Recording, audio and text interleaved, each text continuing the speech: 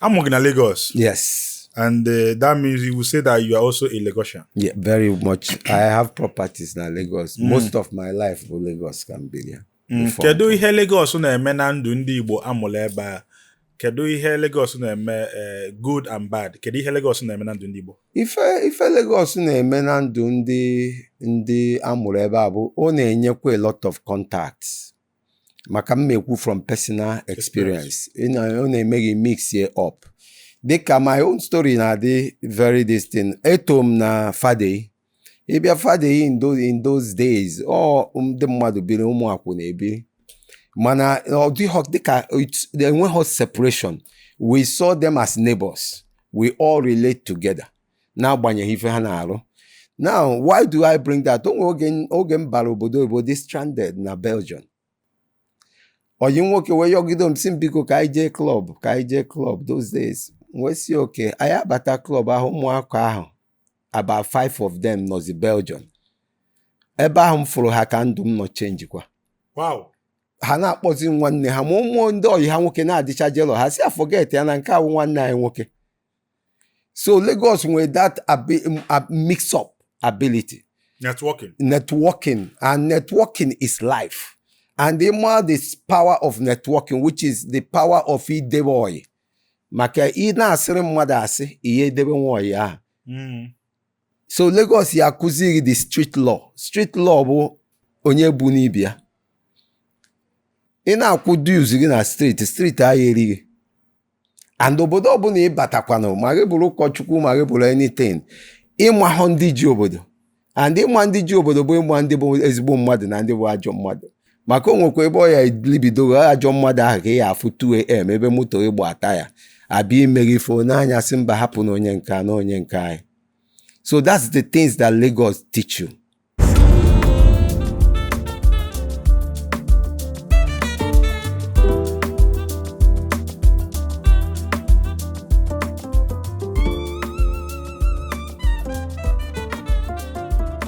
Bam.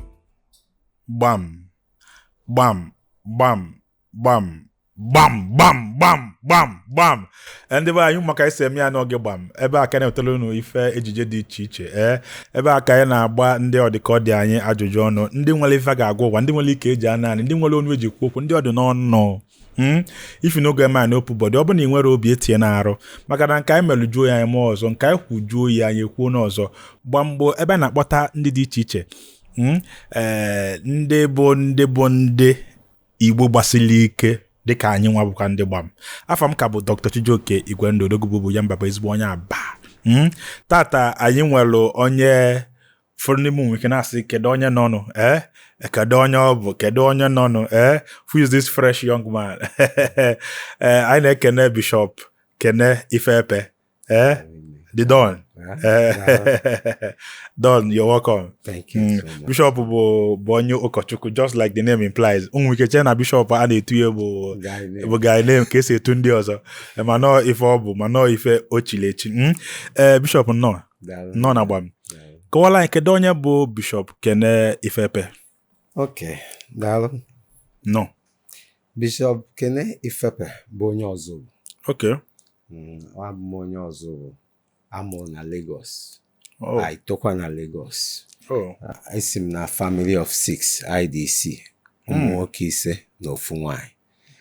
So as early agụmakwụkwọ na Lagos for primary school, gụzie na DMGS. Maka na nna m na-akpọnata onye ọbụla ụlọ. Ilu ha ego secondary school ịnata. So agụ m na DMGS, graduate na DMGS. Jebezi obodo oyibo. So apụm na Nigeria as early as 1991. Ka m pụ n'obodo a. Nata briefly 94 pụkwa. Bazie Canada na 1997. Ebe aka nọzi throughout till today. Yes. Lost Fiat. Egokwu Yes. Wow. Yes. Okay. Yes. I'm a Dengramite. Wow. Kedu house gị na DMGS? Livingston. Oh. I'm in Washington. Washington, okay. Yes. Yeah. Yes. Happy centenary celebration to us. Thank you. I am Thank in you. 100 years anniversary. Na-emesifike. Yes, the only secondary school we have in Southeast. I visited the other day where they know na akwụkwọ ndị ọgaranya. Yes. Ọgaranya abụ ọsọsọ n'ego nọ n'ife niile. Yes. Ma reputation, ma afa. Yes. And eziokwu. Yes. Eziokwu. Yes. Dalo. So that's me. So mbazie mba Canada. Okay, I think na 97 mbata Canada. Can me buisim with my friend and my earring in anything akpopu. So a young man boko onyoka. In fact, can not Germany na chije Canada ka mpori anya kpere me ekpere no apostle se na ya bukwa no ụkọchukwu nsi ana enwe ebe eji azeje no work. Mana mgbe mbata Canada, I think it was 98 that it began to be my life. You know, bụrụ ife maka ọ bụghị ife aha amụ ya amụ. Ọ na-adị n'ime mmụọ. So anụkwa m ịbịa kwuo maka ma agwụ ma ife niile ndị ụkọchukwu ọkwa ofu agwụ ahụ na-achịkwa ha maka onwe ife passion. Agwụ bụkwa n'ife ahụ na-edu. So o dubanyezi m na 2003 meghe Believers Full Gospel Vineyard, bụrụkwa the first Nigerian Bal TV, Vision TV. Bụrụkwa the first Nigerian till date kwa nwere the Miles Magazine. Miles Magazine bido na 2003, which makes it about 22 years now. In existence. Yes, and on 9 countries now. It's a social magazine with the undertone of morality and oka. Because Abu Madu believe that the best way you preach the gospel abụghị the Bible. Know your life, your impartation in the life of others. If you mepụta na ndụ mmadụ niile n'anya na-azụ si na ndị a na-ebi ndụ ọma ha na-ebi makara. If you believe. And na onwe ndụ ọma dị without mmadụ ịkpata ego. So ị na-ekuzi ha ụka, ị na-ekuzikwa ha ka esi akpata ego. Maka na ụkọchukwu na-agbago na altar na-asị asị bụ maka na agụụ ji ya. Iri juo afọ mara na ọ bụghị na ụka ahụ ka ị na-enye n'anya ka o nye gị nri. Ikwuo n'eziokwu dị n'ụwa. So that's my basic philosophy and that's who I am. I love that. I love that. Ị bụ onye Ozubulu. Ozubulu bụ nnekwute obodo ama n'ala Igbo. A na-ekwu obodo enwere ife obodo ji adị ebube. Kedu ife ị ga-asị na Ozubulu ji wee dị ebube? Ịgba mbọ. Ịma na apụtara abịa sịrị na Amaka Ife na Ozubulu bụ onye nzuzu na Nnewi. Ọ dịka okwu aha bara anyị ime. Ụmụaka be anyị wee ṅụọ iyi na anyị agba mbọ. Take your personal. Yes. For ine n'anya enwere ife dịka revolution for the past 10 years na ụmụaka Ozubulu ma my cousin Ifekodo ha ncha. Onye ọbụla mapụta gbaba mbọ out of nowhere ịbatazi Ozubulu kịta na-eruru n'elu is so big deal maka ndị rugoro ụzọ ehikazi. So ọ dịka enwere prosperity, break out of prosperity, ọganihu ju Ozubulu. So ịgba mbọ ahụ ka m mekwukene a sị na ije South Africa na ndị Ozubulu ka nkụ na ije so place mana enwegasị ihe eji ama obodo. For example, ọ dị ka India bụ ndị Anam Konka. Yes. Then a sị na ịbịa South Africa na ndị Ozubulu the very. Why is this so? Ịma na ife na-eme bụ ịbịa nene akụkọ anwa dịka bagidoro wee baa Canada. Ọ dị ka agachara obodo 20 before eruo. Mana ịbịa n'ije South Africa from oge ahụ o sibekwuo n'ike kịta. Mana oge ahụ ọ dịcha visa free for 3 months. So that's the major reason. Ị na-anya nụ na ngwa ekwubu m ige ntị nụ na nkwu maka dịka 10 years ago. South Africa dị free. Yes. So and ife ọbụla kpọpụrụ n'obodo ahụ oversea. Yes. Yeah, so it became an oversea dị anyị nso. Ije. So I think no ife butere and ịmago ofu abago ebu ọba and ndị be anyị ma akpọrọ ibe ha onye pụtanya nyere ibe aka. So ụmụ Ozubulu nke pụọ the pioneers ha kpọrọkwa ndị ọfụ banye. So ọ ka o si wee mee. Ife mee ha iji hie nne ebe ahụ nnọọ. Just like you said, na bụ na okwu a etegokwa aka fakubeli na amaka m ife na ọzọ obodo bụ nzu na Amụrụ m Nnewi. nnụrụ ya. Akwa ya? Yes. Apụta m ụwa na-anụ ya. And in the real sense, ịbakwa na a na-emekọsịkwa, ịfụkwa na that mentality dịkwa on both sides still. Ịma na onwe ife eji mara ndị ọbụla. Nnewi bụrụ uche ka eji mara ha. So gị na ha meet ha kwa uche ahụ ka ha etinyekwa on the table or their own medium of exchange. Yes, their currency. Their currency. Or their currency. So if ọ ka ọ dị, you know. Enwe ihe okwu that I love that na unu tonyi na anọ the thing take there up as a challenge. Yes. Enwe ihe bụ na some people ana akpọga aja afa. You dey pick your first instead of being challenged.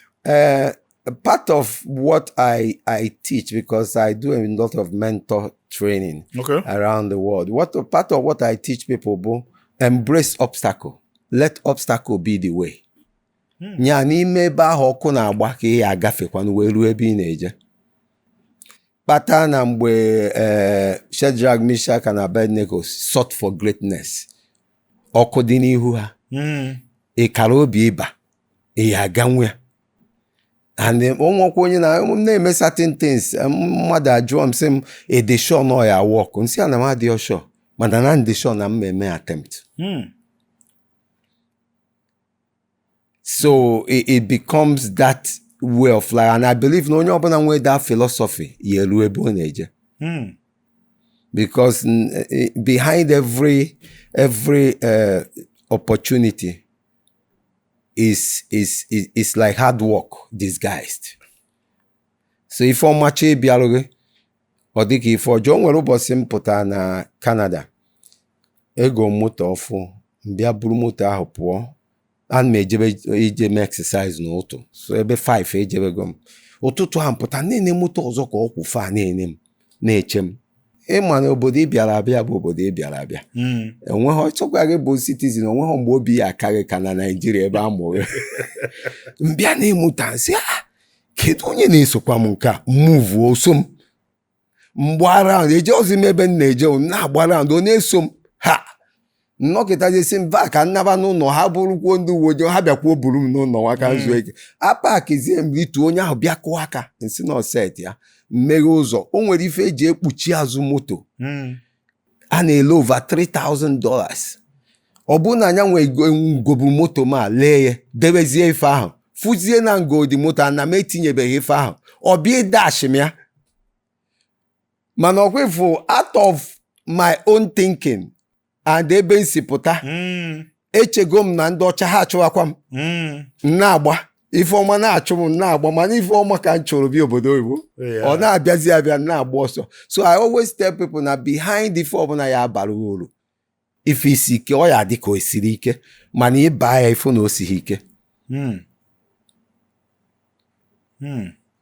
So that is what I believe. I'm working in Lagos. Yes. And that means you will say that you are also a Lagosian. Yeah, very much. I have properties in Lagos. Most of my life for Lagos can be there. Kedu ihe Lagos na-eme na ndụ ndị Igbo amụrụ ebe a? Kedu ihe Lagos na-eme good and bad? Kedu ihe Lagos na-eme na ndụ ndị Igbo? Ife Lagos na-eme na ndụ ndị amụrụ ebe a bụ ọ na-enyekwa a lot of contacts. Maka m ekwu from personal experience. Ọ na-eme gị mix ye up. Dịka my own story na-adị very distinct. Eto m na Fade. Ịbịa Fade in those days, ndị mmadụ biri ụmụ akwụ na-ebiri. Mana ọ dịghọ dịka enweghị separation. We saw them as neighbors.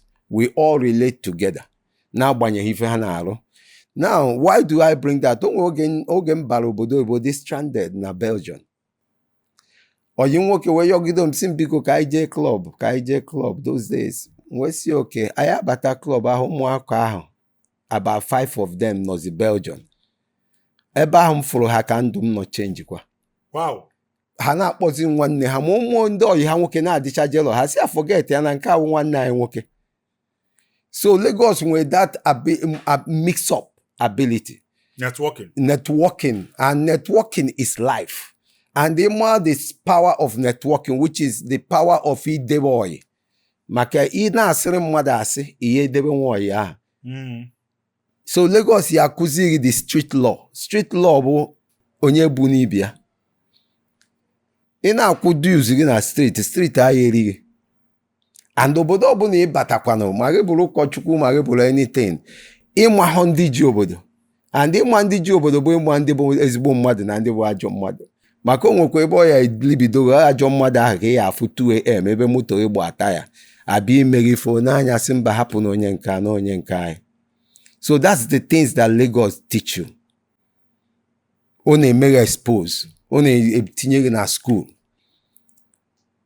The bad side of it bụ okay agwa gị na ito na area ahụ kịta. You can decide. Bibezie ndụ ọfụ ogeri ahụ. Follow that route. Ị nakwa n'iyi. If you go, so it gives you an option. That option is there. Apụta sị na onye jere private school na akawa onye je eziokwu. Ọ bụghị na eziokwu. Ndị je public school na-emeke ikwe very well. In fact, adị sure na eje ndị statistics ọfụma. Na ndị je public school na aka buru. O nwezi ka ọ bụ na ndị je private na nna ha ji ego to place them where he wants. Mana onye je public school will give you a better story to his glory. So no FM believe. You know. To all my brothers in America, Europe, Asia, Africa, and across the globe. Chetakwa na akụruo ụnọ, amala onye kpatala ya. Think home, think Pine Leaf Estate and Properties Limited. Ọkwa n'ife ifele na inwela na be nna gị. Secure a land and secure your future with Pine Leaf Estate and Properties Limited. Daalụ.